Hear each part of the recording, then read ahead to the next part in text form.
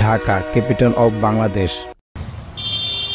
ঢাকা মসজিদের শহর, ঢাকা রিকশার শহর, ঢাকা কোটি মানুষের স্বপ্নের শহর। বাংলাদেশ বর্তমান পৃথিবীর 92তম ছোট দেশ এবং জনসংখ্যার দিকে অষ্টম। চট্টগ্রাম যদিও হয় বাংলাদেশের বাণিজ্যিক মেরুদণ্ড অথবা হৃৎপিণ্ড, তাহলে ঢাকা হলো সেই মেরুদণ্ড অথবা হৃৎপিণ্ডকে সঠিকভাবে পরিচালনা করা সুস্থ মস্তিষ্ক। ঢাকা দক্ষিণ এশিয়ায় মুম্বাইয়ের পর দ্বিতীয় বৃহৎ অর্থনৈতিক শহর। 2020 সাল হিসাব অনুযায়ী ঢাকার জিডিপি 162 বিলিয়ন মার্কিন ডলার এবং পিপিপি 235 বিলিয়ন মার্কিন ডলার। বর্তমান আমাদের দেশের মোট জনসংখ্যা প্রায় 18 থেকে 20 কোটি, যা কিনা রাশিয়ার চেয়েও বেশি। ভৌগোলিকভাবে ঢাকা একটি মেগা সিটি। বর্তমান ঢাকা শহরে প্রায় 2 কোটিরও বেশি লোক বসবাস করে, যা কিনা মোট জনসংখ্যার প্রায় 11 ভাগ। জনসংখ্যার বিচারে ঢাকা দক্ষিণ এশিয়ার দ্বিতীয় এবং বিশ্বের 7ম বৃহত্তম শহর এবং জনঘনত্বের বিচারে ঢাকা পৃথিবীর সবচেয়ে ঘনবসতি সম্পন্ন শহর। 306 বর্গ কিলোমিটার আয়তনে আমাদের ছোট্ট এই শহরে প্রতি বর্গ কিলোমিটার এলাকায় বসবাস করে প্রায় 39,000 জন, যেখানে পুরো গোটা দেশে প্রতি বর্গ কিলোমিটারে বসবাস করে 119 জন মানুষ। মোট কথা আপাদমস্ত এক নীলঘুম ব্যস্ত নগরী ঢাকা। তবে ঠিক কতটা বাসযোগ্য আমাদের এই স্বপ্নের শহর? 2022 সালে লন্ডন ভিত্তিক ম্যাগাজিন দ্য ইকোনমিক ইন্টেলিজেন্স ইউনিটের তথ্য মতে পৃথিবীতে বসবাস করা অযোগ্য শহরের তালিকায় সর্বনিম্নে থাকা 10টি শহরের মধ্যে আমাদের প্রাণের শহর ঢাকার অবস্থান 7ম। 172টি শহরের উপর চালানো এই রিপোর্ট অনুযায়ী আমাদের থেকে ঠিক 4 থেকে 5 ধাপ নিচে অবস্থান করছে সিরিয়ার যুদ্ধ বিধ্বস্ত শহর দামেস্ক।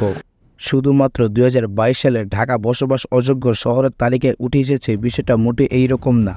2021 সালে বসবাসযোগ্য শহরগুলোর তালিকায় 150টি শহরের মধ্যে আমাদের ঢাকা শহরের অবস্থান ছিল 137, 2019 সালে ছিল 138 এবং 2018 সালে জাস্ট একটুর জন্য আমরা চ্যাম্পিয়ন হতে পারিনি। মানে 2018 সালে 140টি দেশের মধ্যে আমাদের অবস্থান ছিল 139তম। এই তো 8-9 মাস আগের কথা। আমাদের ক্রিকেট টিম যখন দিল্লিতে ক্রিকেট খেলতে গিয়েছিল, তখন হঠাৎ করে দিল্লিতে ভয়ঙ্কর বায়ু দূষণের খবর আসতে শুরু করলো।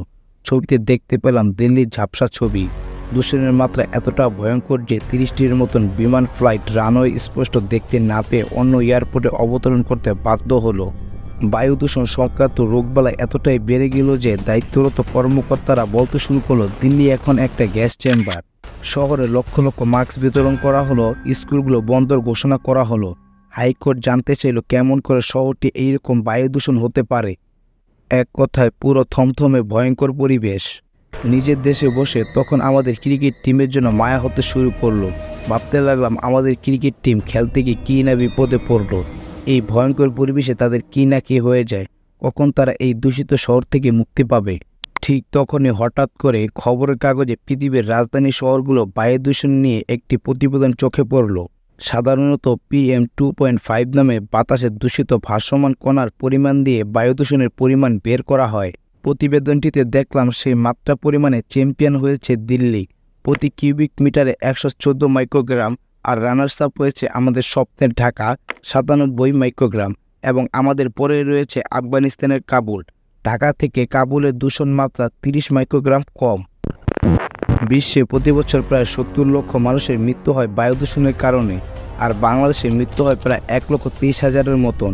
আর আমাদের ঢাকা শহর বিশ্বের দ্বিতীয় বায়ুদূষিত শহর। এছাড়াও যেখানে সেখানে ময়লা আবর্জনা, শব্দ দূষণ, যানবাহন সংকট, বায়ু দূষণ, পানি দূষণ, জলাবদ্ধতা, ভূমিকম্প, অগ্নিকাণ্ডের ঝুঁকি সমস্যা, এবং আমাদের এই শহরের সবচেয়ে বড় সমস্যা যানজট সমস্যা, যেখানে 10 মিনিটের রাস্তা অতিক্রম করতে ঘন্টার পর ঘন্টা ব্যয় করতে হয়। এছাড়াও নীতি নৈতিকতার সমস্যা।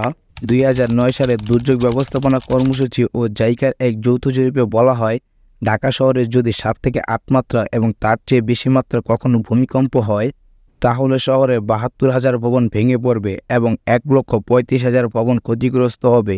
তৈরি হবে 7 কোটি টন কংক্রিটের স্তূপ এবং লক্ষ লক্ষ মানুষ সরাসরি হতাহত হবে। বাংলা সিনেমার একটি জনপ্রিয় গান আছে, ঢাকা শহরে আইসা আমার মনের আশা পুরাইছে, আরে লাল নীল বাতি দেখা নয়ন জুড়াইছে। ঢাকা শহরে আইসা আমার মনের আশা পুরাইছে।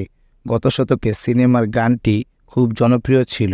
পরিতাপের বিষয়, সেই ঢাকায় বর্তমান বিশ্বের সবচেয়ে বসবাস অযোগ্য শহরের তালিকায় শীর্ষে অবস্থান করছে। তবে এর জন্য দায়ী কারা? এর জন্য দায়ী আমি, আপনি, আমরা সবাই। আমরা যদি দায়ী নাই হই তবে কেন রাস্তার পাশে ডাস্টবিন থাকা সত্ত্বেও আমরা আমাদের ময়লা আবর্জনাগুলো এদিক সেদিক ফেলি?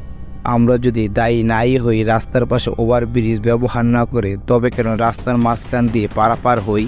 আমরা যদি দায়ী নাই হই তবে কেন ট্রাফিক নিয়মগুলো যথাযথভাবে মানি না? আমরা যদি দায়ী নাই হই তবে কেন অযথা এদিক সেদিক ময়লা আবর্জনা ফেলে জলাবদ্ধতা তৈরি করি? আমরা যদি দায়ী নাই হই তবে কেন রাস্তার ফুটপাত দখল করব? আমরা যদি দায়ী নাই হই তবে কেন অপরিকল্পিত কারখানা তৈরি করব? আমরা যদি দায়ী নাই হই তবে কেন আমরা দুর্নীতি করব? আরও কত শত অভিযোগ। তবে আসলেই কি দায়ী আমরা, নাকি আমাদের মতো দেখতে অন্য কেউ? কাট।